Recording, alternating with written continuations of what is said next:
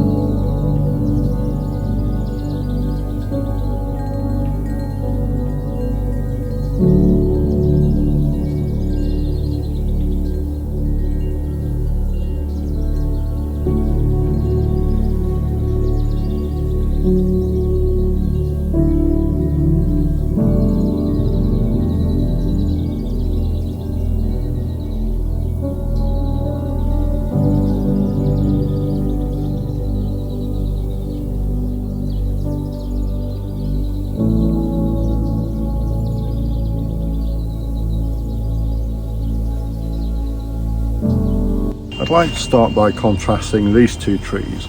They're both Deshojo Japanese maples, but you can see that they have very different colours, and I think what it demonstrates is that plants of the same species and type can behave quite differently even in the same environment, and I think that's all just down to genetics and possibly some element of where things are placed in the garden in respect of things like sunlight. So the first one is the little twisty Japanese maple that I got from Greenwood Bonsai, and you can see that there is still quite a lot of green in the leaves there. Now, I believe this will actually change colour, and in fact some of the smaller leaves are beginning to do so, but it's definitely behind this other tree. So this second one, this larger Deshojo, is one that I bought from All Things Bonsai, and you can see that it has taken on a darker red coloration in the leaves.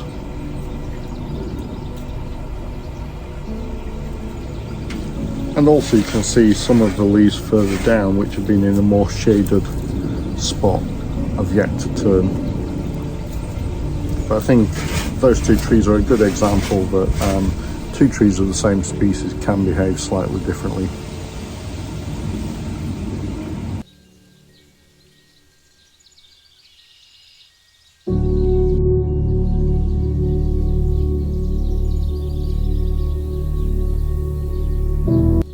This tree is my Yama momiji, or mountain maple, which means it's an unspecified Japanese maple. It's a bit of a Heinz 57 varieties, if you will. And you can see that it hasn't really got a lot going on colour-wise. There's the odd leaf that has some odd coloration to it. And there are some new leaves which come out which have the coloration of the Little Princess Japanese maple. But I'm expecting that this will probably remain, for the most part, this colour before dropping leaves.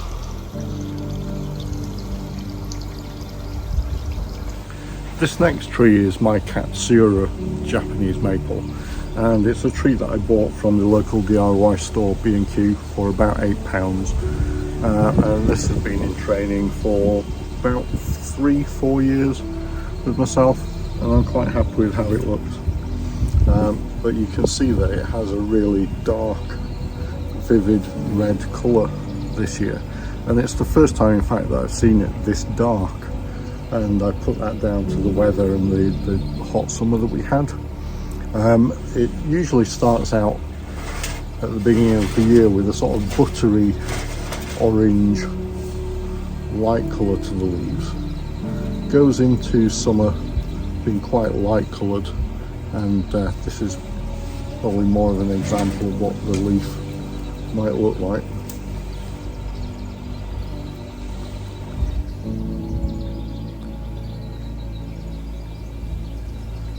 But you can see that quite clearly this year it's gone quite dark in colour.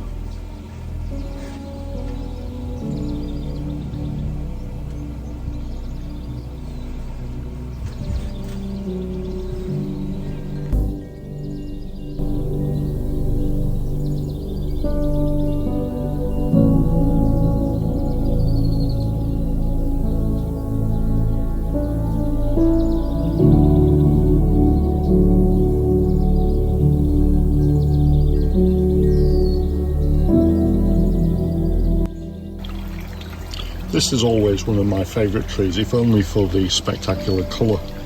Now, it's a butterfly variety Japanese maple, which is a variegated leaf, which means that it's normally quite a pale and pallid looking plant, but it does seem to take on this spectacular pink colour in autumn. If I just zoom in onto some of the inner leaves, you will see they look very much paler, and the variegated pattern is visible there.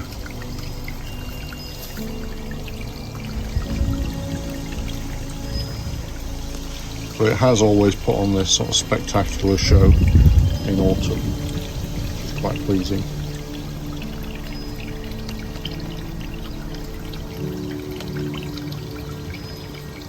trees. I've also got a number of Japanese maple garden trees, and I'll just show you those.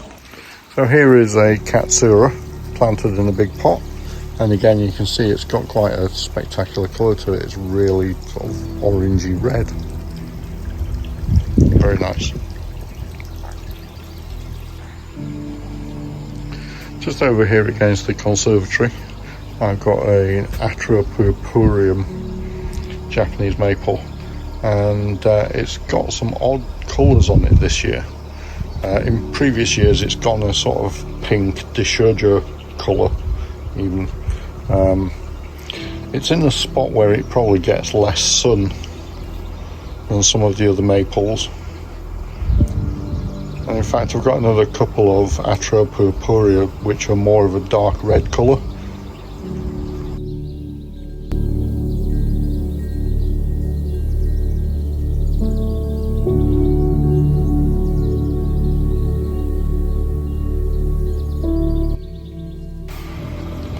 Here's an example of one which is sat in a more sunny position, so it gets the sun earlier in the day than the previous one.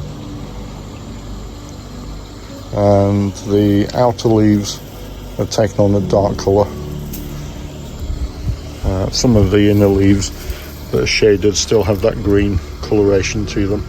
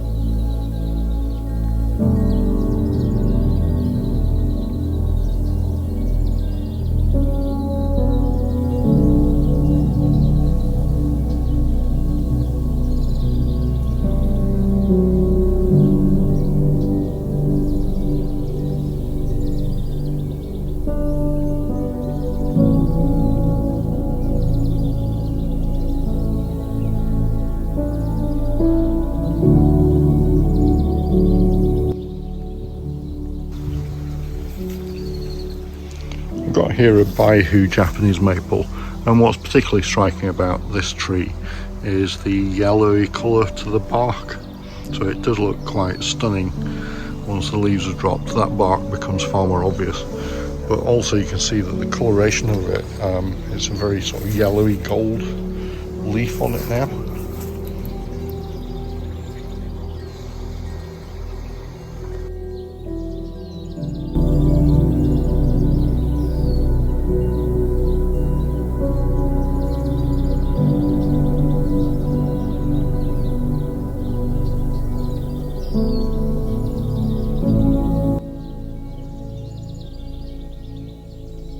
Just above that on the monkey pole is my Orange Dream, and you can see that that's got a range of colours in it.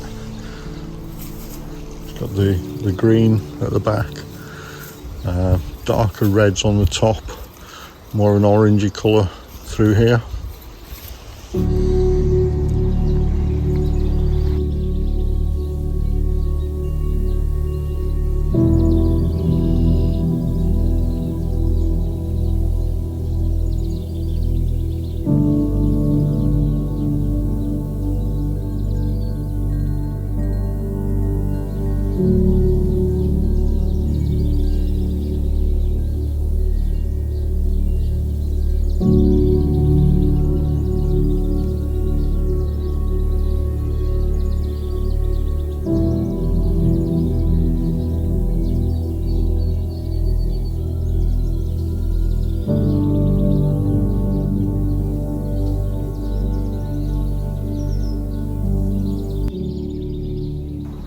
We have here my Atropurpurea group planting, and you can see that although it still has very dark red leaves, some of the leaves have taken on a very much lighter tinge on the end, which is quite interesting and pleasing.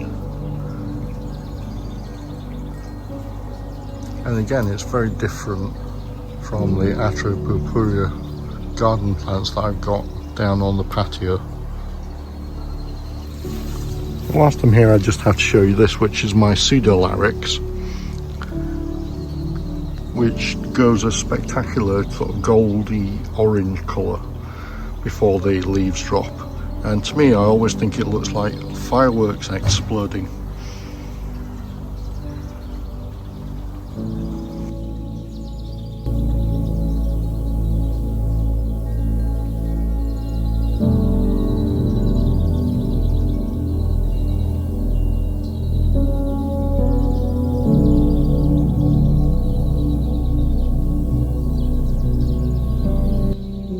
This tree next to the waterfall on the pond is an Ornatum, which is a lace leaf maple, which has hints of red in the ends of the leaves.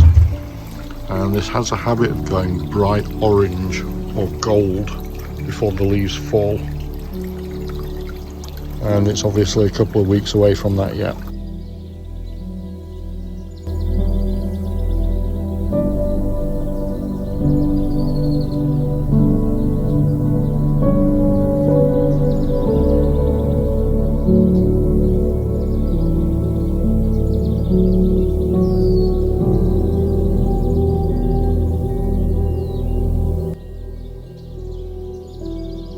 Like a number of other people in the bonsai community, I've been collecting maple seeds from various trees and gardens that I've visited. So I've got here a wide selection of different varieties of Japanese maple seeds. Some of them are really quite small, and it's a little bit early. I wouldn't normally collect them until the end of October, but I think because of the weather that we've had this year, I think these are likely to be viable seeds.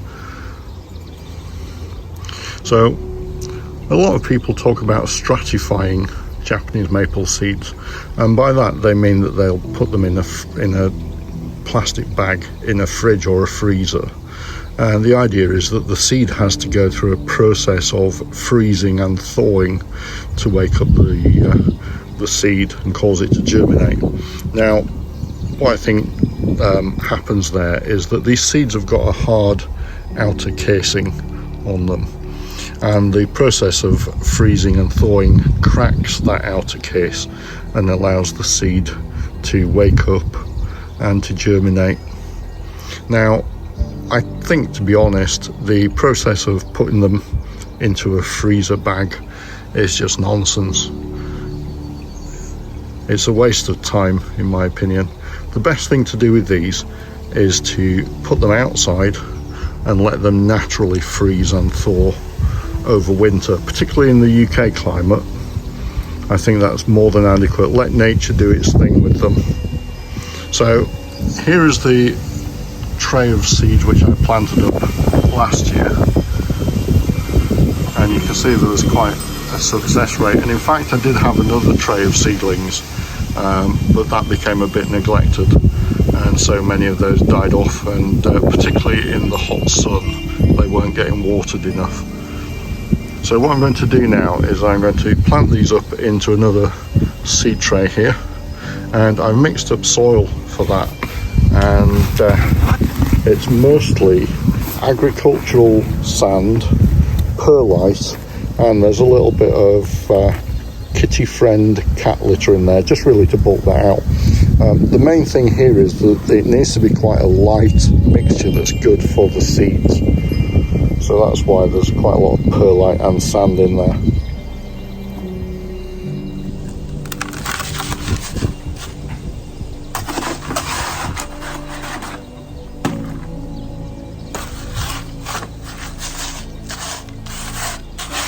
So I'm just laying a layer over the soil into the seed tray.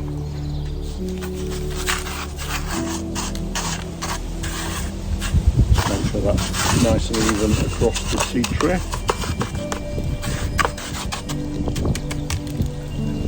Then I'm just loosely scattering the seeds onto that.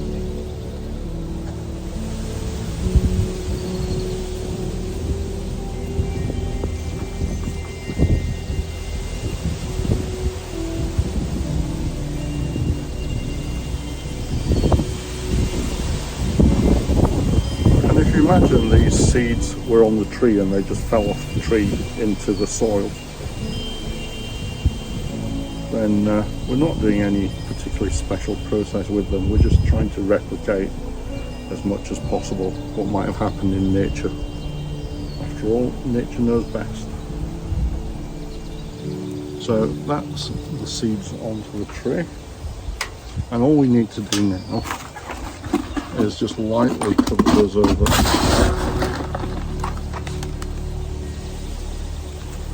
So they're not buried centimetres deep under the soil, they're just literally under the lightest covering.